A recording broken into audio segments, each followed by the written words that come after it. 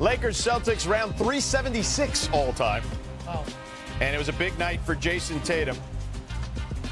Tatum would have his third career 40-point game against the Lakers, tying John Havlicek for the most in Celtics history. Tatum had 40 points, 12 rebounds, 8 assists in that contest on Saturday night on ABC. They had no one who could defend him. Without Rui, it was a tough ball game on the perimeter for them. Third quarter action. Here's Tatum with the steal. Derek White on the other end for the layup. I was expecting to chase down block on that one. A few minutes later, Luka Doncic drives, gets blocked by Tatum. At the top of his game even before he got hurt. Yeah, you could tell. He looked tired. He was shorting a lot of shots. I thought Richard Jefferson did a really good job of describing that during the game. Fourth quarter, Lakers down 9. LeBron goes down low, and this is where he gets the bucket, but clearly tweaked something. I'm wondering if it was bothering before, George, because he just didn't look right in this game to me. And there he is asking out. LeBron would leave the game with a groin strain and did not return. The Celtics beat the Lakers 111 to 101. All right, now. The first thing that popped in my mind was Christmas Day, my first year with the Lakers, was the first thing that popped in my mind. I've been there before, and I know what type of injury you're dealing with. Second thing I thought about was 80. It's crazy, but I thought about 80. And then I'm over there just trying to see how much mobility and see if I can possibly give it a go. And then I came back here and did a couple of stretches and a couple of things that ultimately knew that I was probably going to be done for the rest of the night. So. All right, so we'll see what LeBron's future looks like. And Dave McMiniman now joining us here on NBA Today. All right, what's next for LeBron and the Lakers? What are the expectations here, Dave, with LeBron's injury?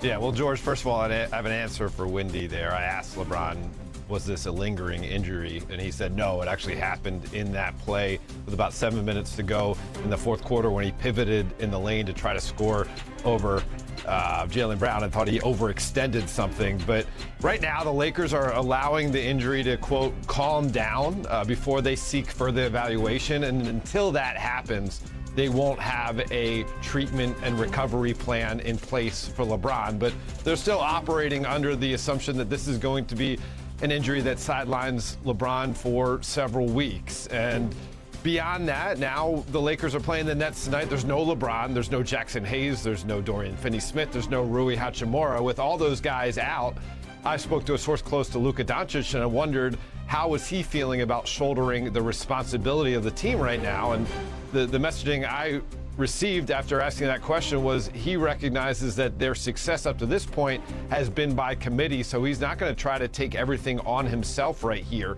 He recognizes it's on everyone to pick up the pieces, and certainly Luka, much the same way LeBron gave him the idea of patience when he got to the Lakers and had that calf injury and was sidelined, extended into his beginning of his career with the Lakers, where LeBron said, take your time so you can be yourself when you come back. Luka has the same idea for LeBron. Take your time, get healthy, because we want you to be at the top of your game when you get back. All right, Dave, thanks so much for the information as always, brother. Good to see you. Yes, sir. All right, the Lakers have a pretty jam-packed slate ahead after Monday night against the Nets. Starting on Thursday, the Lakers will play 6 games in 8 days because of a makeup date with the Spurs from the LA wildfires. So, Ramona, how concerning is this regarding LeBron's injury in the Lakers? I was concerned when he referenced that injury that he suffered on Christmas Day in 2018, because that was, he at the time said, this is one of the most significant injuries I've ever suffered. And at that time, he said, I felt a pop. So the fact that he even put it in the same ballpark as that was very concerning for me, because I remember how bad the last one was. And he knocked on wood. He goes, I don't think it's as bad as that. But to even bring that up is a concerning reminder of how this can affect him and his play. Also, just their schedule has no room for error. And I think, I would not rush him back at all, because he's been so important for what they've been doing, but they don't have a lot of margin for error at the end of here if they want to stay up in the top of the standings. David, what do you want to see from Luka in this time? Well, Luka's going to have to be Dallas Mavericks Luka. He is going to have to make up for the fact that defense that has been sort of the anchor while he was there, when he first got there, it won't be that good. and he's going to have to, maximize a lot of that other offense, a lot of his teammates, and he is going to have to shoulder the load. There's no room for him to be tired in the fourth quarter and lean on LeBron. He's got to be prime level Luka for the next couple weeks at least. Brian, can he do that? He was also kind of reaching for his back during that game. Is this a blessing in disguise if he is healthy for them? Okay, so I know this isn't going to work, but I'm going to try it anyway. Lakers fans, just chill. Just chill. You might take some losses coming up. It's not the end of the world. Okay. Schedule next week is insane. 5 games in 7 days. You don't even schedule that way anymore in the NBA. The way they had to jam this game in is unfortunate. Luka is going to probably rest for some of that. LeBron wouldn't have played all those games. If they take some losses here and they lose a little bit of positioning, it's not the end of the world. They're still buffeted well from the play-in. They will give Luka a chance maybe to pick it up. Now, it doesn't surprise me what Dave said, that Luka isn't going to guarantee he's going to come out and score 40. Yeah. But David's right. That's what he needs to do. Because the Lakers didn't lose on Sunday because of their defense. They lost because they couldn't score. They couldn't hit a three in the second half. So I think it's a great opportunity for Luka without a lot of pressure. They don't have Jackson Hayes. They don't have Rui Hachimura. They're dealing with an injury to Finney Smith. Unfortunately, he can't play in his return game tonight to Brooklyn. So just if they take a couple of losses, don't worry about it. They're going to be okay. And this injury happens at an okay time. If it's super severe, it doesn't matter. If LeBron tears his groin, it doesn't matter. The season's in jeopardy anyway. If it's just a basic groin strain, it happens with a month left in the regular season. He will have ample time to get back in position. Wendy, have you seen this on SportsCenter yet?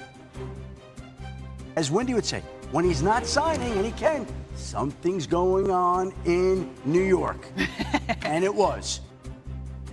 You just made $200 Trademark that? $50 each of them. There you go. LeBron was not the only injury to affect the top 6 playoff team. Wendy, what are you watching across the league? So look, I talked about injuries. We got injuries for this last few days to a bunch of top teams. Let's start with Jalen Brunson. He had that turned ankle that he had here in LA last week. The Knicks didn't say it was a secondary ankle sprain, but that's essentially what their timeline is set it at. That's typically a 2 to 4 week injury. Okay, maybe it's 2, maybe it's 4. It's going to hurt them, especially when they're out on the West Coast. But again, they're pretty, locked into that third position. They just can't fall apart as a team. Karl Towns is back. They should have enough time to recover from that. Same situation in Memphis, Jaren Jackson. Last week, he suffers a second-degree ankle sprain. Again, a multi-week injury. They're going to go week to week. This happens at a rough time because of where the Grizzlies are in their schedule. They've got a tough weekend coming up. They got the Cavs coming in on Friday. But it does give him time to heal, and there's teams around them that have injuries. So it's not ideal, but Ja Morant has had 2 excellent games in a row pushing through a shoulder injury. This could help him get going. And then you've got one more, which is down in Houston. This is the team in 4th place right now, the Houston Rockets. A very unfortunate injury to Amen Thompson on Saturday night. He was back in the game to chase a triple-double. First possession, turns his ankle, and he is now going to be out, Shams says, 1 to 2 weeks. They are already struggling without Fred VanVleet. He's missed the last 15 games. Their offense has cratered during that run. Ahmed has been terrific scoring in addition to his great defense. VanVleet is getting closer. I believe he's questionable for tonight, so if he doesn't come back today, he'll be soon. But teams 2, 3, 4, all suffering injuries, in the Western Conference standings. It seemed on that it was extra windy in Houston for whatever reason. It seemed that way. David, which of those teams are you most concerned about? It's the Grizzlies. I don't know how they're going to sustain that defense without Jaren Jackson Jr.